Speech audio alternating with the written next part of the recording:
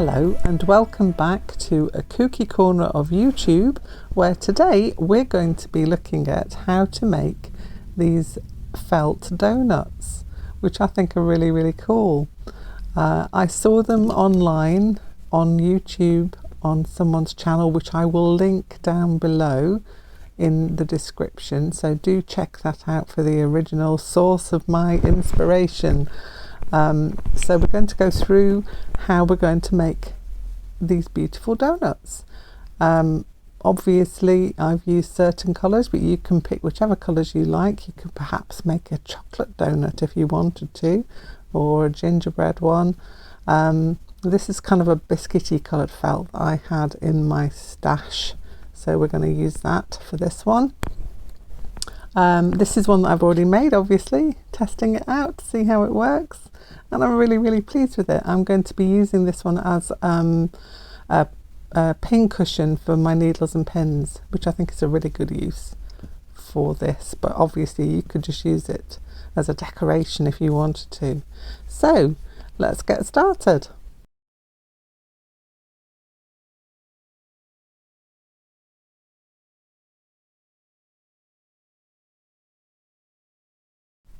Okay, so the first thing you're going to need is a template for your felt.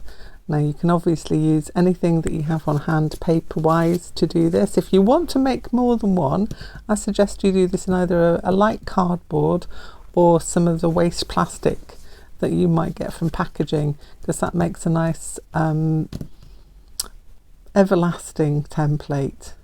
And I've got, as I say, cardboard templates that I've made years ago that I still use, so that will last a lot longer. But if you're just going to have a try and see how it goes, this is the thing to use. A little bit of paper, a bit of scrap paper that you might have. So the first thing you need to do is you need to draw yourself a 9 centimeter diameter main circle. So you can do this a few ways. If you've got a template, which I do, that measures 9 centimeters, then you're all good to go.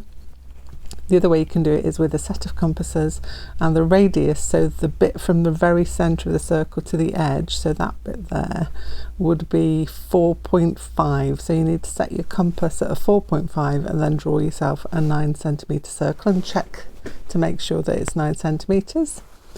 And the middle part of your circle, which is the middle of your donut, which is really important, that needs to be a 1.3 diameter circle. So that would be 0.8 radius if you wanted to do it with a set of compasses, or if you have a template, then all good to go again. And make sure it's really in the center, so you have to draw yourself lines and center that circle so that you're completely in the center. You need to make 2 of these, and the reason being is that when you have made 2, you put one aside, obviously, like this, with the center cut out, and then you'll fold it over. And what you'll need to do is, bringing in my second template, is to draw around to make your icing template, because you need some icing on your donut. So you make an icing template, cut around that. Obviously you can cut around it like that, and the center as well. So then you'll have 2 templates, one for your main donut and one for your center icing, which then will sit on top and be sewn on. Okay, so we're good to go with that. Let me show you a set that I have pre-cut. It's like Blue Peter, isn't it? Here's one I made earlier.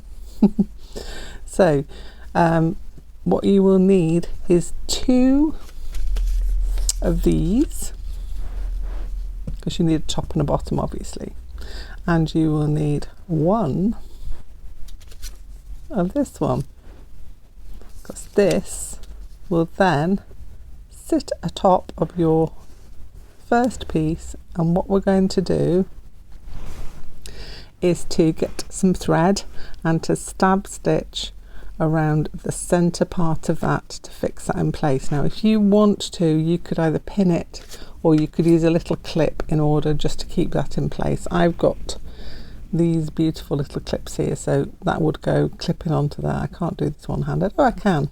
and that just holds that in place so that you can then sew around that center part of your icing. So that's what we're going to do now. I will thread up some thread and I'll be back. So with your embroidery thread, if you are an embroiderer, you will know that these come in 6 strands, and what we need to sew with is 2 of the strands out of the 6. So you need to just separate them out. I'm living dangerously there, just separating like that. So I've got 2 strands, so you can see literally that there's two pieces there. Okay, I'm going to get myself a needle, and now I'm going to thread my needle, and how I do my knot is I just roll it around my finger, roll it off, and I've got a knot on the end there. Okay, so making sure that you can see what I'm doing because the sun is in my eyes at the moment. Thank you, sunshine. So make sure that's in place. It is, and I'm going to make my first stitch. And when I talk about stab stitch, it's basically you're just going in and coming out a little further along. So you're including the bottom part of your felt. So you're going into the bottom part and coming further along to your other bit. Try and make your stitches as neat as you can, because these are going to show on the top obviously. So keep your stitches nice and neat, and what we're going to do is to continue to stitch all the way around this center part of the felt. So I'm going to keep going until I get around to there, and then I will be back and we'll tackle the outside. Okay, so I finished sewing around that central part of the icing there, and what I'm going to do now is go around the outside of the icing. So starting at one point and again doing that same stab stitch, making sure you don't get it stuck on bits of felt as you go along like I just did. And again, nice and neat all the way around the edge.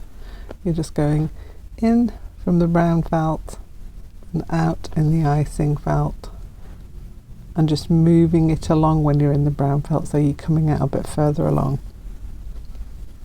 And we're going to do this again all the way around the edge. So I will be back when I have completed that, and we'll go on to the next step. Okay, so now we've sewn around the edge of the icing, and what we're going to do now is have a look at the decoration. This is my favourite part. What you want to do is, if you've got some embroidery thread in a contrast icing, what you could do is put like the little piped icing on top of there if you wanted to. You don't have to do that, but I'm going to do this on this one because I quite enjoy how it looks on here. And how I'm going to do that is using my magic Madeira pen. I'm going to draw a little guideline for myself of where the icing is going to be. So it's like I've actually dribbled it on, and I'm going to finish it up there.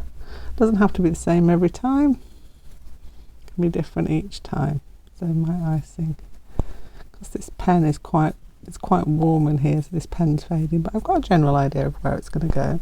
So what I'm going to do is pick out a contrasting thread, and then I'm going to do like a, it's not a back stitch, it's more of an outlining stitch, just to decorate that. So I'm going to get my thread and we'll show you how I start that off.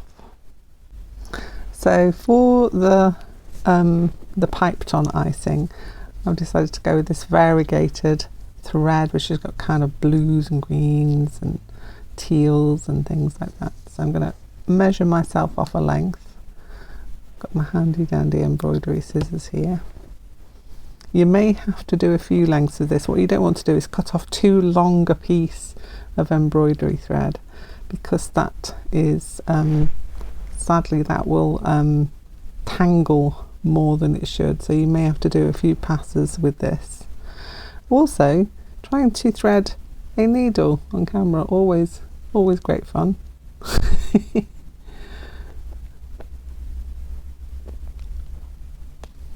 Watch me struggle. Enjoy the struggle. There we go. Yeah, we're in. Okay. So again, I'm going to do my little rolly round the finger trick to get my knot. I know some embroiderers do not like knots. I don't care, as long as I don't see it on the back, it's all good with me. So starting off at where I wanted to start, I'm going to do my first stitch there, and then I'm going to kind of come up through that stitch and then go back down a little distance into my felt, coming up through the stitch, going back down a little distance, and you're going to keep doing that until you have done all of your piped icing on the top of your donut. So I'm going to go away now, finish this off, and I'll be back in a tick. So here you can see I have stitched on my piped icing, and it's all done and dusted. What I forgot to say is when you choose this thread, you don't need to be separating out the strands. In fact, what I have done is use this thread, and I can separate it out.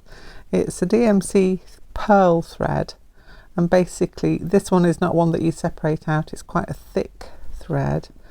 It's probably as thick as the 6 strands, but it's kind of twisted together, if you can see.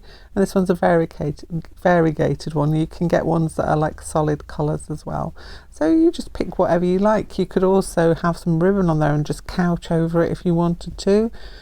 The next thing we're going to do is to add in some bead sprinkles. So I have various bead sprinkles here. Obviously you can choose whichever ones you like. If you don't have beads, the other thing you could do is do French knots to make your little sprinkles on yours in different colours, like different coloured threads. You could also then emulate a bugle bead, you know, the little long beads. You could emulate those by doing a bullion stitch on here. So search either of those 2 options out. Obviously your easiest option is to sew on some beads, so that's what I'm going to be doing in a moment. I'm going to pick out my beads and I'm just going to sew them on. So if you look at the one that I've already made, kind of space them out a bit. You put them wherever you would like your beads to go. I'm going to sew on my beads now, and then we'll move on to the next part. Okay, so now I have sewn on my seed beads. As I said, you could use French knots. You could even needle felt into this if you wanted to do something different, like big dots or splashes or whatever you wanted to do. That's always an option. So that's all ready. Now what we need to do is to put the 2 pieces together. So we get our bottom piece there. We lay this one on top. Now again, what you can do is either pin it or use the clip to clip that together. So I'm going to clip it at one side, and like I did with the edges of the icing, I'm going to do the same stitch in the middle. So the middle we do first, so that then we can then stuff the shape and then finish it off, but we'll do that in a moment. So what I'm going to do, I'm going to thread up my needle with the matching thread to go with this biscuity colour felt, and I'm going to stitch all around the centre with a stab stitch, and then I'll be back with you. So I had my little clip on there, I'm just taking it off briefly just to hold it together, but the main bit you need to be together are these 2 middle bits, the 2 bits in the middle. And make sure you're going through both of those when you do your stab stitch. When I do it this way, I tend to do it from the bottom up, so that I know I've gone through that very bottom layer of felt underneath. Do excuse the state of my nails, by the way. They don't last very long, because I am constantly using sanitizer on my hands when I'm at work, and literally doesn't do my nails any good whatsoever. I should invest in some kind of moisturizer. They just break off. And yeah, anyway. So yeah, apologies for the awful view of my nails. So we're getting to the end of this bit here. Just literally making sure those two bits of felt are together and going through each of the layers so that we've got a nice solid central base, because we're going to be stuffing this, so it needs to be able to withstand a little bit of pressure to get that nice plump donut shape going on. Once you've got the centre bit, you don't particularly need to keep it together with pins or clips, but if you feel happier doing that, then do. I'm just going to take that through to the other side now. Whoopsie, gone a bit too far.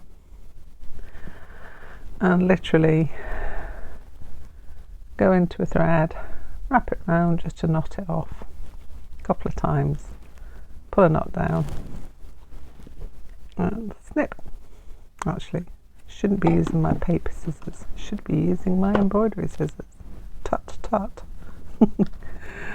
So that's all done, the centre's all sewn, that's all attached there. Just see one spot there where I think it might not have gone through properly. Oh no, it has, it's just not showing very well. That's all sewn. Check that it's all sewn through, and then you can get on to doing the same stitch on the outside. Do not stitch all the way around from one side to the other, because we have to leave a gap for stuffing in the toy stuffing. What I tend to do is I'll stitch halfway and then I'll try and stuff that part, and then as I'm going along I'll just add little bits of more stuffing, but I'll show you how I do that in a moment. First of all, I'm going to thread up, and I'm going to then make sure that I have got this all completed.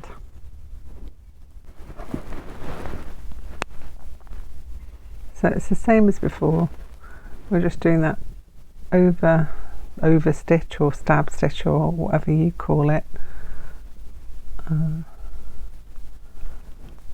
And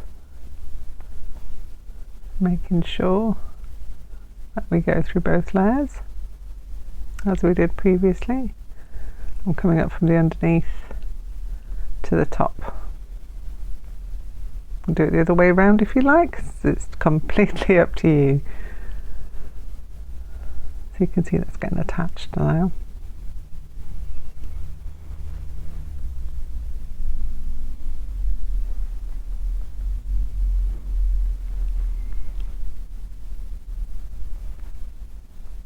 Okay, I'm going to get to halfway, and then what we're going to do is to get out the toy stuffing and start to stuff our donut shape.